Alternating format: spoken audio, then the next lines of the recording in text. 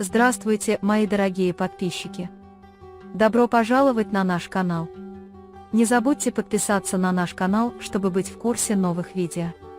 Пока Бэрон идет к месту, которое они установили, и осматривается, когда видеозвонок показывает, что Дилан у них, Баран становится совершенно беспомощным. Баран спрашивает, что там делает моя жена: если ты им причинишь вред, я убью тебя своими руками. Когда вы говорите, что если ваши волосы повредятся, вы будете жалеть о дыхании, мужчина говорит: хватит, вы не в состоянии торговаться, готовьте деньги и купите и то, и другое. Бэрон говорит, что я дам тебе все, что ты хочешь, не трогай их. Мужчина говорит, что я дам тебе новое место, приходи туда, и когда он вешает трубку, Бэрон сходит с ума, чтобы не положить трубку.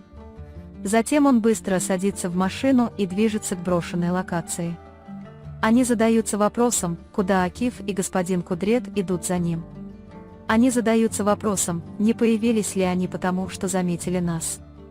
Нуман звонит Тарику и сообщает ему, что Баран отправился на новое место, но его преследуют Акиф и Кудрет Бей. Тарик немедленно звонит Исмету и сообщает ему, что Баран идет, но Акиф и Кудрет Бей преследуют его, избавьтесь от них. Когда госпожа Азади спрашивает Тугбу о Дилане, она узнает, что он покинул особняк.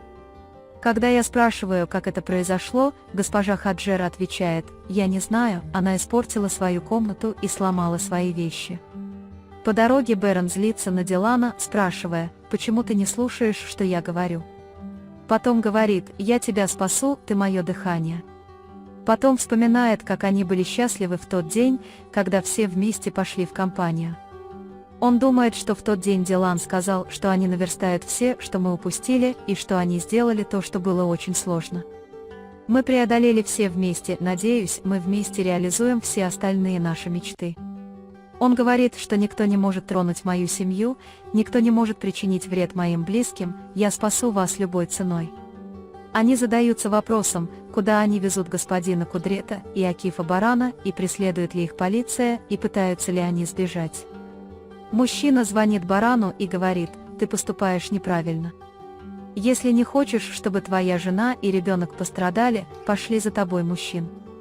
Когда Баран спрашивает, что он за человек, не игнорируйте их, избавьтесь от них. Когда Баран кричит: посмотри на меня, если ты причинишь вред моей жене и ребенку, я убью тебя и не оставлю в живых, он вешается. Вверх, сказав он. Когда Баран отъезжает от машины, Акиф и Кудрет выходят из машины. Баран говорит: что, по-твоему, ты делаешь? Ты подвергаешь опасности жизни Мирана и Дилана. Когда господин Кудрет спрашивает, как он себя чувствует, он отвечает, что Дилан у них. Он снова отправился в путь, сказав: я заключил сделку с этими людьми, я пойду и заберу у них жену и сына. Когда Исмет звонит Тарику и говорит, что все в порядке, у зятя Дилана посылка, мы ждем Барана, Тарик, Акиф и Кудрет Бей следуют за ним и говорят, что препятствий больше нет. Затем он угрожает Исмету, что Чинару нельзя причинить вред и что, если с ним что-нибудь случится, он заставит его заплатить цену. Пока Исмет и мужчина рядом с ним разговаривают, Дилан говорит Мирану, что нам нужно что-то сделать и уходить отсюда, и спрашивает: ты ходила в туалет, мама? Звонит Дилан и сообщает, что детский туалет прибыл.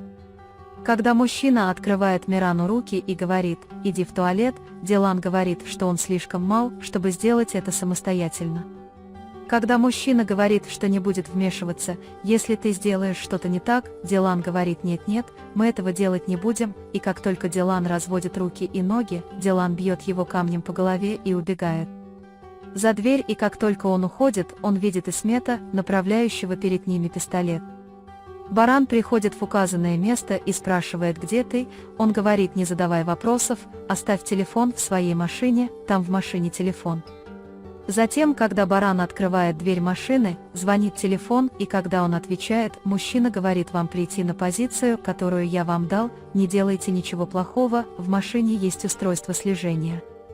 Господин Кудрет и Акиф возвращаются в особняк, и когда Баран говорит, что взял деньги, чтобы купить ребенка, но есть кое-что еще, они также заставляют Дилана, Тарика и Хаджер смотреть друг на друга и лукаво смеяться, пока Азади заболевает. Затем, чтобы это не было очевидно, госпожа Хаджер притворяется больной. Тарик говорит господину Кудрету: «Дядя, вставай и пойдем тоже». Господин Кудрет говорит: «Нет, мой сын Баран Зинхар не позволяет этого, они угрожали убить детей». Госпожа Хаджер и Тарик постоянно смотрят в глаза, и им трудно не рассмеяться. Поскольку Джейда не может встать с постели в своей комнате, она кричит Тугбе об этих звуках. Тугба приходит в комнату и говорит, что пришло время принять лекарство.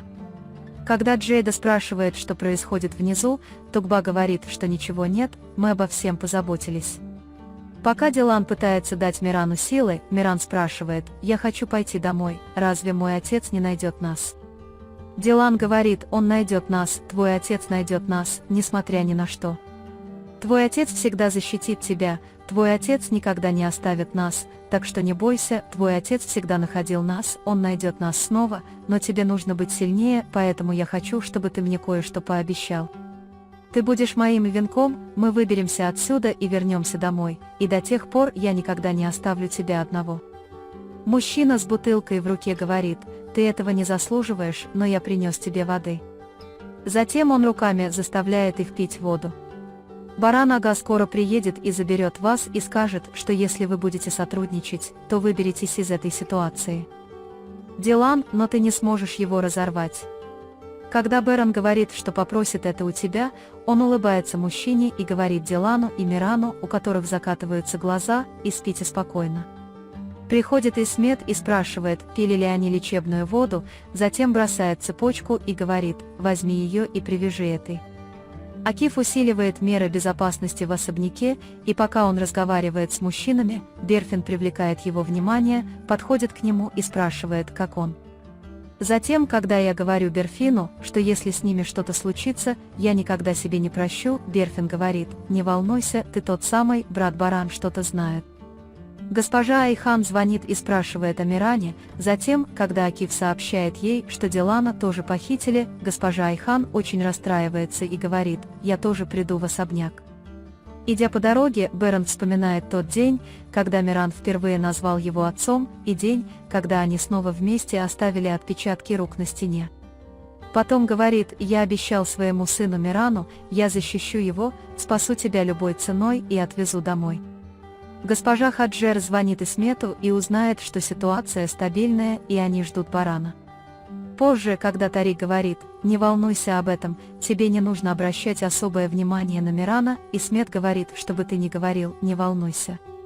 Когда Тарик приходит к нему, он объясняет ход событий и говорит: «Наконец-то мы подошли к концу». Когда мать Тарик говорит: «Смотрите, Мирану не причинят никакого вреда», госпожа Хаджер говорит: «Не волнуйтесь, моему сыну Мирану не причинят вреда». Когда Тарик войдет внутрь: «Все для тебя, сын мой, ты очень рассердишься на меня, потому что я убил ребенка, но все родится мой внук, и я хочу, чтобы все осталось только тебе, тогда ты будешь молиться. Для меня много». Господин Кудрет очень устал беспомощно ждать и не знает, что делать. Акиф успокаивает его и ведет внутрь, говоря, что если шума больше не будет, мы вызовем полицию. Все стучат в дверь и встают, думая, что пришли бараны, но это госпожа Айхан. Госпожа Айхан желает ей скорейшего выздоровления и говорит, что мне очень жаль, что я не смогла остаться дома, я хотела быть с вами, надеюсь, я вас не побеспокоила. Господин Кудрет и госпожа Азади говорят: «Может ли такое случиться? Ваша поддержка очень ценна для нас». Когда госпожа Айхан говорит: «У меня нет никаких плохих предчувствий, дети вернутся в свои дома как можно скорее», все говорят: «Надеюсь на это». Баран приезжает в заданное место и тут же выходит из машины с сумкой, полной денег в руке. Он кричит: я здесь, выходи». На его телефон приходит сообщение. Беран оставляет сумку в машине и бежит внутрь. «Что они с тобой сделали, когда нашли Дилана без сознания на земле? Открой глаза, где Миран, сынок?» Он кричит и смотрит вокруг. Баран нигде не может найти Мирана, он снова приходит к Дилану и говорит: «Открой глаза, не оставляй меня, не оставляй моего сына, пожалуйста, подожди». Он проверяет пульс, и когда видит, что тот бьется, он счастлив, потому что, слава Богу, у него есть пульс. Тем временем за ними запирают дверь и пристраивают хижину. Вы можете поделиться своим ценным мнением в разделе комментариев. Не забудьте подписаться и включить уведомления, чтобы увидеть больше видео. Увидимся в следующем видео. Береги себя. До свидания.